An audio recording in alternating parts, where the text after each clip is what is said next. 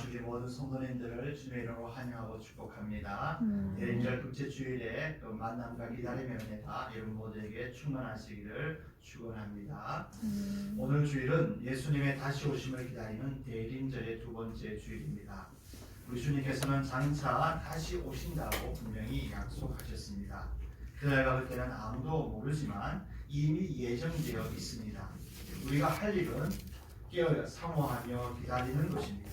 대인들을 맞이하여 초림으로 오신 예수님의 탄생을 축하함과 더불어 그 오심의 의미를 깊이 묵상할 뿐만 아니라 감격하고 더불어서 장차 오신다는 약속을 굳게 믿고 기다리시는 은혜로운 절기가 되길 간절히 소원해 봅니다.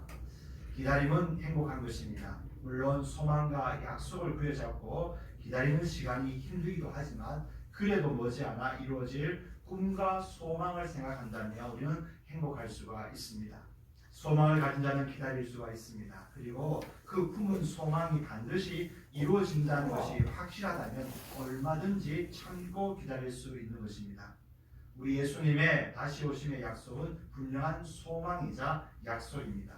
비록 주님의 오심의 때를 알지 못하기에 그리고 기다리는 동안에 수많은 시련과 역경이 찾아오기 때문에 힘든 점도 분명히 있지만 장차 이루어질 것을 미리 바라보면서 꿈꾸면서 현재의 고난과 시련을 참고 이겨내야 하는 것입니다.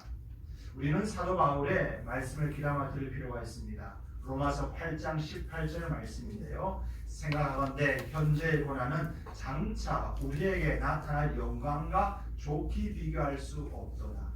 현재의 고난은 장차 우리에게 임할 영광과 비교되지 않는 것이라고 분명히 고백합니다. 그렇습니다. 지금 어렵고 힘들더라도 장차 우리 주님 오실 것을 고대한다면 현재에 관한 그 어떤 의미가 될 수가 없는 것이죠. 이런 고백을 할 수 있는 것은 분명하고 확실한 소망과 약속을 가졌을 때 가능합니다. 성도들은 하나님의 구원과 예수의 지혜인 그리고 장차 들어가게 될 영원한 천국의 약속을 확실히 믿고 기다린 자입니다. 그러기에 현세의 삶에서 당하는 고난과 역경을 믿음으로 이겨나가는 것입니다. 지금도 우리는 그 믿음과 소망을 가지고 이겨나가고 있는 것임을 기억해야 합니다. 심지어 어떤 성도들은 초대교회 성도들처럼 아멘 주 예수여 어서 오시옵소서, 다른 말로 마라나타 마라나타 제1의 주님을 소망하면서 기다렸던 것처럼 오늘 이 시대에도 그런 마음으로 성도들은 기다려야 하는 것입니다. 이것은 진정 믿음과 소망과 약속을 굳건히 붙잡는 성도의 모습이라고 말씀드릴 수가 있습니다. 최근에 어떤 소식을 들었는데요. 60대 중반의 목사님께서 병이 드셔서 병원에 진료를 하러 가셨습니다. 가셨는데 갑자기 간암으로 판단이 되셨습니다. 병원에서. 그래서 병원에서는 여러 가지 치료를 하지 않고 항암 치료를 하지 않고 가족들을 권유하고 또 환자를 권유했습니다.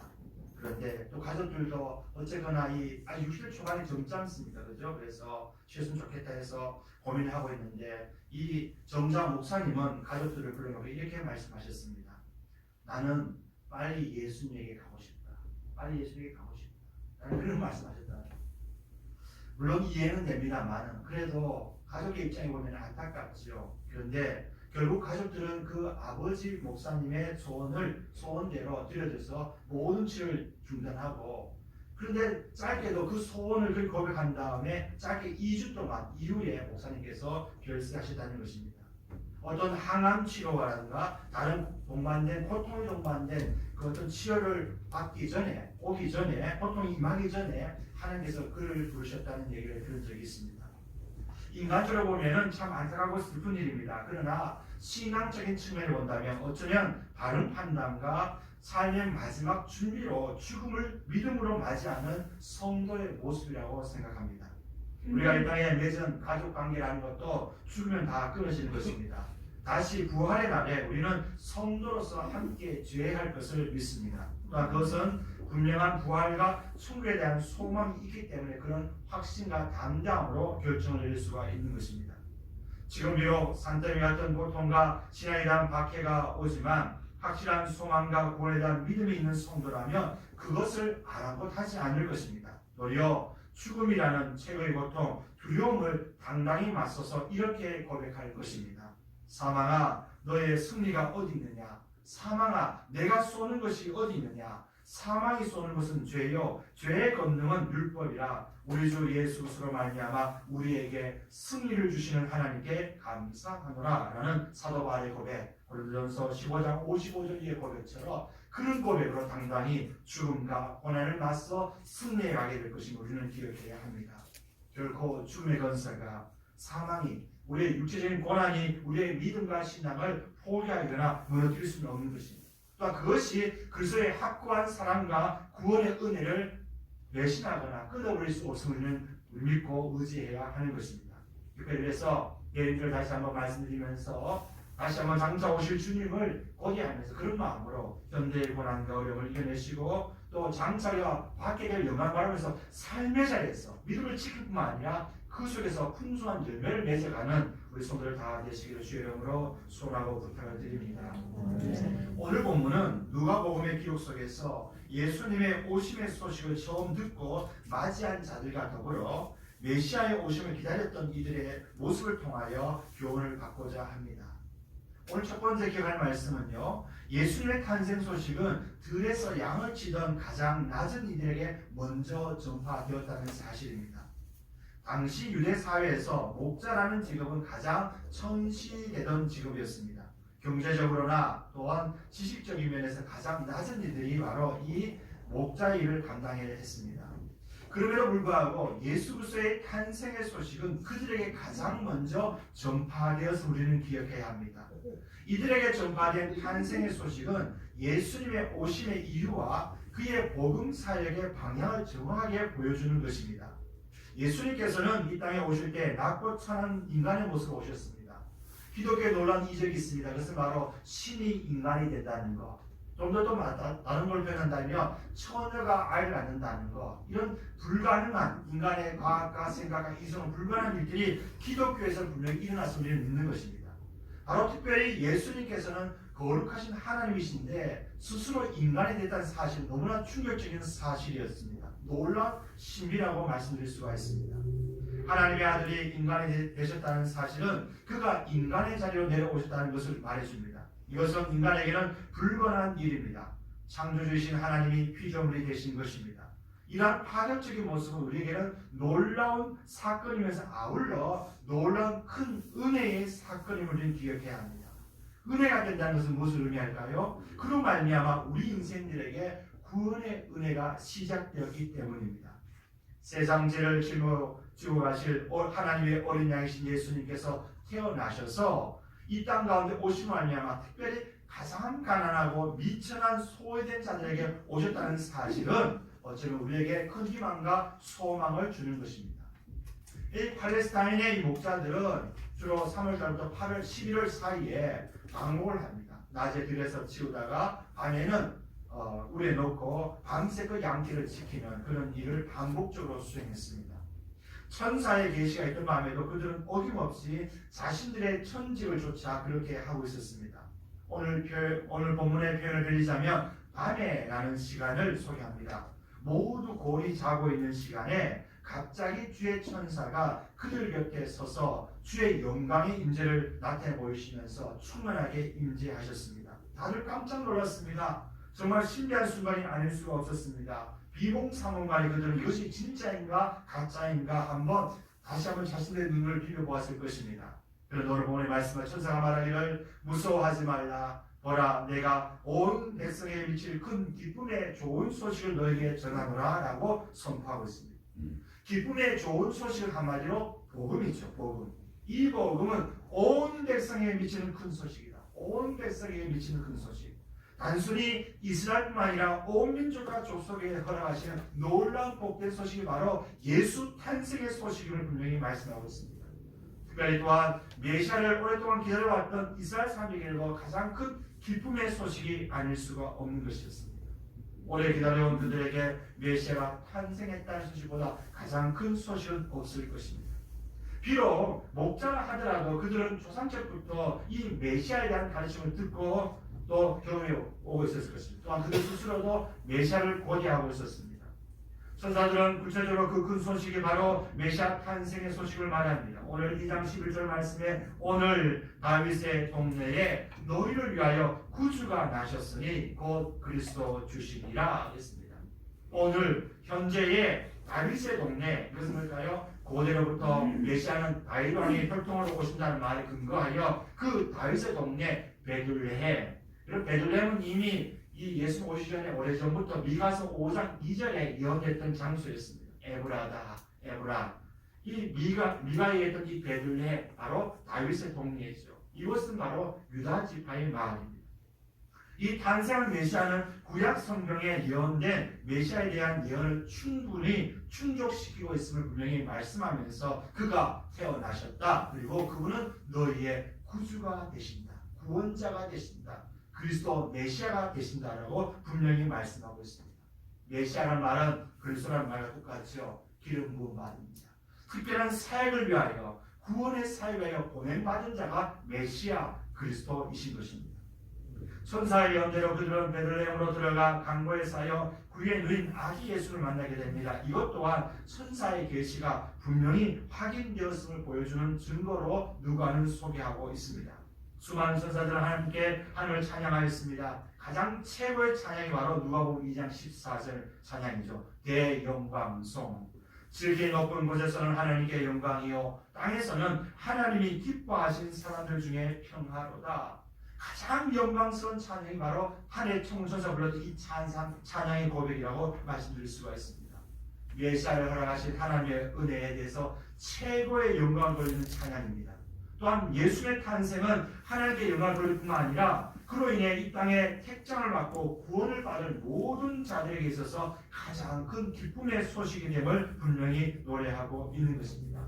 평화가 된다는 것은 어떤 의미가 있을까요? 그것은 바로 예수의 구속의 사역을 통하여 하나님과 죄인된 인간 사이가 회복된다. 막혔던 관계들이, 저주받았던 관계들이 회복되어지고 죽음과 사망의 장막이 걷어지고 하나님과 화목된 관계로 생명을 회복하게 되었다는 것을 미리 말씀해 주는 것입니다. 목자들은 지구상에서 가장 먼저 아기 예수님의 탄생을 경험했던 사람이었습니다. 예수님은 어쩌면 세상에 가장 낮고 천한 이들에게 먼저 찾아오셔서 탄생의 기쁜 소식을, 구원의 시작을 알리시는 큰 소식을 증거해 주신 것입니다. 이것은 오늘 우리에게도 큰 은혜가 됩니다. 우리같이 연약한 인생, 보잘것없는 인생, 소망 없고 절망 가운데 발소를 연약한 인생에 주는 찾아오셔서 구원의 은혜와 구속의 은혜를 허락하신 그 소식이 바로 예수님의 탄생의 소식을 기억해야 하는 것입니다. 그러기에 우리는 또한 우리에게 오신 아기 예수님의 그 놀라운 그 구속의 은혜, 탄생의 은혜뿐만 아니라 더불어서 이 땅의 수많은 사람들에도 가난하고 소외당하고 천한 이들에게 예수 그리스도의 복된 소식이 전파되어서 그들이 진정 사망의 권세와 죽음의 권세로 자유하며 참된 생명을 누리는 자리에 이르기를 원하는 마음으로 함께 그 복된 소식을 증언하는 우리 삶이 되어야 될 줄 믿습니다. 오늘 그 모습 속에서 우리는 다시 한번 성탄의 기쁜 소식을 온 땅 가운데, 온 백성 가운데 전하는 우리 모든 성도들이 되시기를 주의 이름으로 소망하고 권면을 드립니다. 두 번째 우리가 기억할 내용은요, 성령의 지시를 받아 메시아를 소망하고 기다리던 이가 아기 예수님을 품에 안았다는 사실입니다. 난지 8일 만에 되는 날에 예수님께서는 유대인의 모세 율법을 쫓아서 할례를 받으셔야 했습니다. 예수님께서 할례를 받으시는 것은 그가 육체적으로 유대인으로 태어나셨고 여인을 통하여 출생되었음을 증명해 주는 것입니다. 그리고 그때부터 비로소 예수란 이름을 부르게 되죠. 이 예수란 이름은 우리가 잘 아는 것처럼 자기 백성을 저희의 죄로부터 구원해 낼 자란 뜻인데요. 이미 이 아이를 잉태할 때 이미 천사들의 고적부터 이미 얻어진 이름이 바로 예수란 이름입니다. 예수란 이름은 곧 예수님의 앞으로의 사명과 사역을 분명하게 밝혀준 의미가 되는 것이죠. 예수는 그 후 모세의 법대로 정결 예식이 있는데요.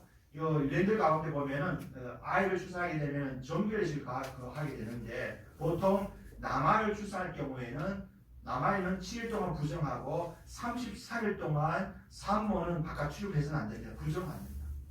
반면에 여자의 경우에는 14일을 부정하고 66일 동안 산모는 바깥 출입할 수가 없습니다. 그런 다음에 그 모든 것이 기한이 끝난 다음에, 즉 남나의 경우 40일 이후에, 여아의 경우 80일이 지난 다음에 이 여인은 성전에 올라와서 정결례라는 의식을 치러야 됩니다. 그래야 자기 몸의 부정을 벗을 수가 있습니다.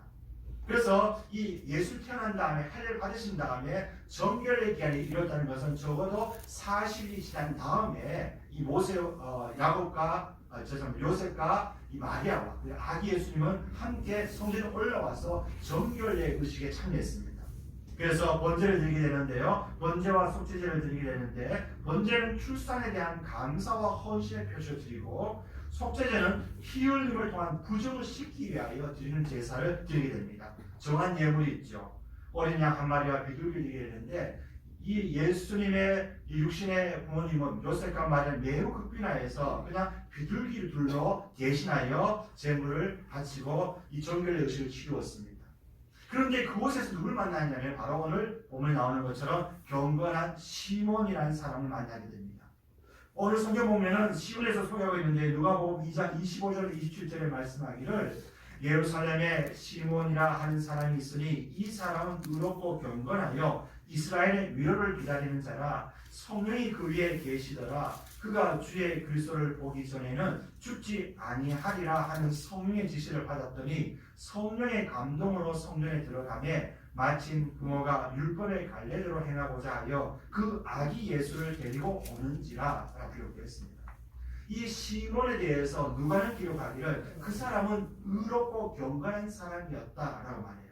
그는 율법의 가르침과 생활에 아주 충실한 사람이었습니다. 그는 내적으로나 내적으로나 하나님을 경외하는 성품과 행동을 보이는 거룩한 사람이었습니다. 그는 또한 이스라엘의 위로를 기다린 자라고 소개합니다. 이 말은 그가 메시아를 기다리는 정통 유대인이라는 것을 말해줍니다. 비록 시대적으로 로마 식민지에는 암울한 상황이었지만 그는 장차 오실 구원하실 메시아를 손꼽아 기다리던 사람이었습니다. 또한 그는 성령이 그 위에 머무르는 성령 충만한 사람이었다라고 소개합니다. 누가는 그가 성령이 충만하여 성의 음성을 듣고 순종하는 사람이라고 소개합니다. 그는 늘 메시아의 탄생에 대하여 영감을 가졌습니다. 그의 경건한 믿음은 곧 성령 안에서 늘 동행하는 삶을 살았던 것입니다. 그리고 그는 성령의 감동으로 예언을 받았는데 그가 죽기 전에 메시아를 보게 될 것이라는 것을 예언받게 됩니다. 그리고 그날 또 성령 하나님의 인도 따라 성전에 올라가서 마침 그 자리에 아기 예수와 함께 계신 그 부모를 만나게 됩니다. 그리고 성의 감동으로 이가 바로 메시아라는 그런 깨달음을 받고 그 아이를 품에 안고 하나님께 찬송과 영광을 돌리고 있습니다. 여러분 참 놀랍지 않습니까? 하나님의 역사는 신비스럽습니다. 우연의 일치가 아닙니다. 오늘 성도의 모든 삶 가운데 특별히 성령 하나님과 동한 삶 가운데 보면 모든 것들이 기적의 연속이고 은혜의 연속임을 기억해야 합니다. 순간 헛되로 일어난 일이 결코 아닙니다. 모든 것이 그분의 섭리 가운데 이루어진 것을 기억해야 돼요. 그래서 중요한 것은 뭘까요? 이 시몬처럼 성도들은 항상 성령 하나님께 순종하고 그분의 음성에 민감하게 반응하고 순종해야 한다는 것입니다. 늘 성령 충만한 마음에 머물 때 이런 신비스러운 일에 아니 장래 일에 대한 것들을 인도받고 경험되는 역사를 경험할 수가 있습니다. 사랑성도 여러분, 오늘 이 경건한 시온의 모습은 어쩌면 오늘 우리 모든 성도들이 장차 오실 예수님을 기다리는 이 시대 성도들이 갖춰야 될 성령 충만한 성도의 모습이라고 말씀드릴 수가 있습니다. 그런 모습으로 늘 성령 충만해서 장차 오실 예수님을 고대하고 준비해 가시는 영적으로 뛰어서 진을 잘 분별하고 믿음 가운데 주님의 주신 삶을 잘 감당해 가시는 우리 성도 다 되시기를 주의 이름으로 소원하고 축복을 드립니다. 이 시몬은 아기 예수를 안고 축복합니다. 그 축복은 하나님에 대한 찬송과 경배도 되어 있지만 또한 그 찬송은 또한 장차 이루신 예수님의 사역을 분명히 말씀합니다. 주님 내가 여기서 보았습니다. 장차 구원이 이루어지겠군요. 그는 보았다는 것입니다. 또한 그는 이 부모님들에게 이 육신의 요셉과 마리아에게 장차 이 아이를 통하여 받게 될 육신의 부모로서의 고통을 미리 예언하고 있는 것이 바로 그의 찬송 속에 나타나고 있음을 기억해야 합니다. 그렇습니다, 여러분. 한편으로 보면은 우리가 하나님의 찬송을 예배하지만 그러나 가운데 우리가 마지막 최후 숨겨질 때까지는 수많은 고난과 고통이 믿음의 이유 때문에 올 수 있음을 분명히 이 시몬의 노래를 통해서 우리는 기억해 볼 수가 있는 것입니다. 세 번째 또 한 사람을 소개하고자 합니다. 그 사람은 바로 평생 주야로 기도하며 성실히 섬기던 자가 비로소 하나님의 구원이신 예수를 뵙고 증언하고 있는 사실을 발견해 봅니다. 그녀는 바로 안나라는 여선지자였습니다. 시몬은 평범한 경건한 성도라고 말씀드릴 수 있다면 어쩌면 이 안나라는 여인은요, 성경은 선지자라고 말합니다. 여선지자 아셀 지파 바누엘의 딸이라고 말합니다. 이 바누엘은 한마디로 이름 뜻이요 분이의 하나님의 얼굴이라는 뜻의 이름입니다. 이게 얼마나 참 좋은 이름이에요. 늘 하나님의 얼굴을 배웠고 예언 사역했던 여인이 바로 안나라는 여인이라고 볼 수 있어요. 이 선지자는 일반적으로 그 시대에 예언적인 역할을 감당했던 신실한 종을 의미합니다. 안나라는 여인은 그 시대에 활동하였던 하나님의 신실한 여종이었습니다. 특별한 분이라고 말씀드릴 수가 있습니다. 그녀는 나이가 참 많았습니다. 현재 나이 84세. 대략 이 유대 소녀들은 15세 전후에 결혼을 하게 되는데 결혼한 다음에 7년 동안 남편과 함께 살았습니다. 그런 다음에 남편이 죽어서 살해한 다음에 무려 60여 년 동안 평생 가부로 섬겨왔던 사람이었습니다. 그리고 이제 84세가 되었습니다. 근데 그녀를 소개하기는 그녀는 항상 성전에 머물면서 주야로 기도하고 성실히 섬기고 있었음을 고백하고 있습니다. 그녀는 선지자 활동뿐만 아니라 성전에서 머물면서 예언과 금식, 봉사와 기도로 살아왔던 경건한 여인이었습니다. 마침 이때 또 말하죠. 그 본문에 나오죠. 라는 표현은 우연의 일치 같지만 우연의 일치가 아닙니다. 모든 것이 하나님의 계획과 섭리 가운데 이루어지는 사건임을 바랍니다. 그때 아기 예수를 배우게 되고 하나님께 찬양을 드리게 됩니다. 그녀 또한 성령의 감동과 계시로 말미암아 이 아기가 분명 메시아이심을 깨닫게 되고 반사적으로 하나님께 찬송하게 됩니다. 그리고 메시아의 탄생을 모든 이들에게 증거하기 시작했습니다. 그의 증거는 아마 그의 호흡이 끝날 때까지 계속되었을 것입니다. 이 안나 선지자와 더불어 시몬은 더불어 메시아가 오시기를 오랫동안 기다렸던 경건한 사람들이었음을 우리는 기억해 볼 수가 있습니다. 결론적으로 한번 정리해 볼까요? 이들의 삶과 행적들이 오늘 성도들이 들려주는 것은 무엇일까요? 예수 탄생의 복음의 복된 소식은 온 땅 백성들에게 전파되지만 그러나 특별히 낮고 천한 자들에게 또한 사모하며 기다리는 자들에게 소망과 구원을 주는 참된 기쁨의 소식이 된다는 것입니다. 오늘 예수의 탄생의 소식은 더 이상 신비하거나 놀라운 소식이 아닌 듯 받아들여지고 있습니다. 이것이 바로 세상의 풍조입니다. 세상은 성탄절을 고대하지만 그러나 아기 예수는 아랑곳하지 않고 성탄절에 있을 수많은 행사들과 이벤트와 각종 여러 가지 풍성한 선물들을 기대하는 것이 오늘 성탄절의 모습이 아니겠습니까? 이것은 진정한 성탄절의 모습이 아니죠. 아기 예수의 모습은 단순히 그 의미로 오신 것이 아니었죠. 우리를 기쁘게 해준 것이 아니라 우리를 위하여 희생하시고 구원하시려 오신 거룩한 이유를 다시 한번 기억해야 한다는 것입니다. 세상 사람들은 성탄절 그렇게 볼 줄 알아. 그래서 사실은 메리 크리스마스 하면 즐거운 성탄절 좋은 인사라고 볼 수 있지만 사실 성도들이 할 인사는 아니죠. 성도들은 그것이 아니라 아기 예수님께서 우리의 구주로 오셨습니다. 그리고 더 중요한 것은요, 장차 그분은 다시 우리의 죄를 지러 오실 것입니다 라는 것이 진정 이 시대의 성탄절의 인사가 되지 않을까요? 여러분 다시 한번 예수 탄생의 의미가 어떤 의미를 주는지 또 우리가 무엇을 통하여 기뻐하고 즐거워야 되는지 우리는 기억해야 할 줄로 믿습니다.